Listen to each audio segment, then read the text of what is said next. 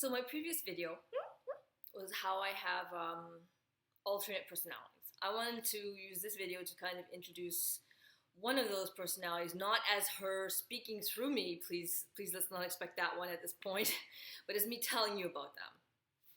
So one thing about them that is defining is that I've known about them for quite a long time. I just didn't put the pieces together that that's kind of like what they would be as an alternate identity.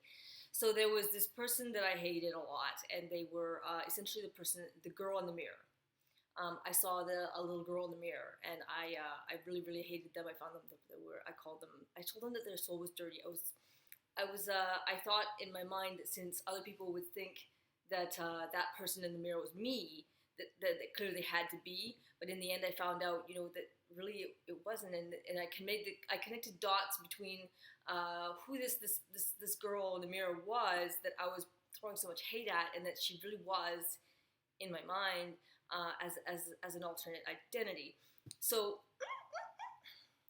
I tell that part. It's kind of painful to say, not just for me, but because I know that someone else inside me is listening to that story, and it's very painful to think that I put them through that and that they can hear me say it. So I connected the dots with this individual because I realized that they're a child, and I remembered back to things like, say in my last video I talked about how when I was in distress, someone else got up from the desk when I kind of and ran around the chair saying, "I'm running around the chair," and sat down going, "Wee!" Now that was this little girl, and I remembered her back from DBT a few months ago. We were blowing bubbles for mindfulness, myself and my therapist, or the person who was doing the counseling with me for DBT. And so we're blowing bubbles. Bubbles. I'm not talking about bubble gum. I'm talking about soap bubbles where you blow through the loop and it goes bubbles. So we're blowing bubbles, and I'm like, okay, well, bubbles, sure, fine. But then all of a sudden, I start to, I'm gonna rephrase how I say that, because it's offensive to say that it was me, because it wasn't. I don't want to take away from someone else's experience from the person in me, their experience. So they started bouncing in glee and giggling in glee and bouncing around to the point where the bubbles sloshed onto the floor. And I got embarrassed, and I walked away thinking, what kind of mania is that? And I was very, very confused. What kind of mania does that? And I couldn't believe it. And then when I connected the dots, what if that's the little girl that I see in the mirror? And so then I connected remembered her from when running around the chair, and then I'm remembering her again from when I'm 7 years old, and I'll tell that story now.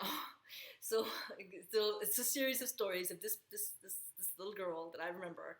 So I remember being a 7-year-old child with her own younger inner child.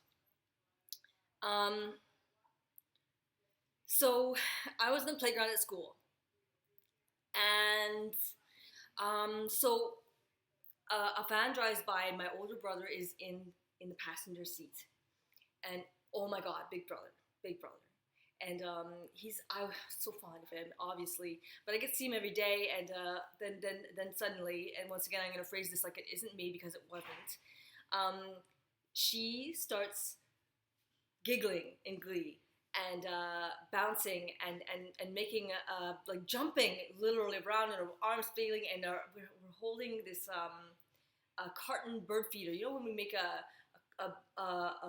when you use egg cartons to make bird feeders, you cut out the hole in the front, and then there's this flap, and it makes for the bird to sit on, and there's the seeds in it. So the seeds are flailing around.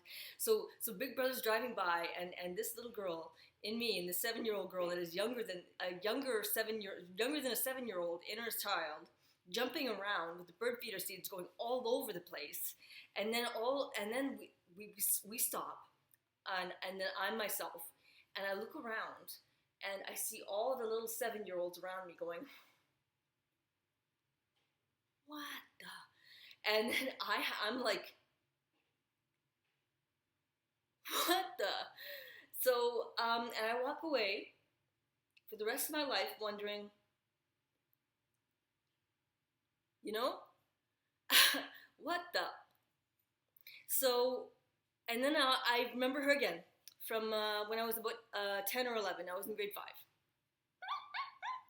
And so I was giving a presentation in front of the class. I think it was about horses.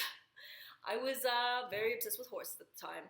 So I was giving a presentation on horses. And this young little brat at the front of the class is making faces, making fun faces. And he's being mean because he's classically mean to me. Or he was at the time in school. And so at the time, so he's making, hi, I'm making a video, but you're free to, making a video, but you're free to just, I mean, I'm just, if it's okay. Thank you. So the kid in front of the class is making all these mean people faces. And then the little girl inside me, the inner child, is thinking, no maliciousness, because they think it's funny.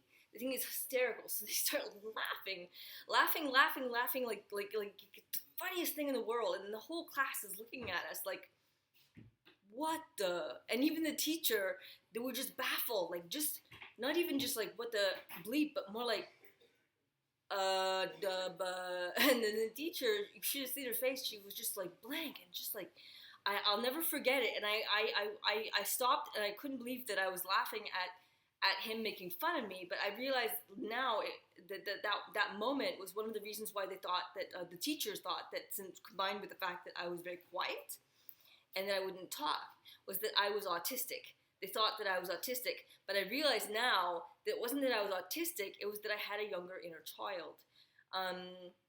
So that complicated things. So I'm just saying that I remember, you know, these moments going back from forever, connecting the dots across my life about things that make sense now, as to those events and this individual.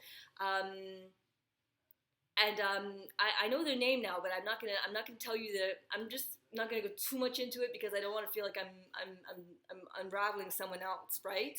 So I just want to tell you about them, and that I kind of made my peace with stop making them out to be like the evil, you know, dirty little girl in the mirror kind of thing. And they never were dirty. They were never a dirty soul.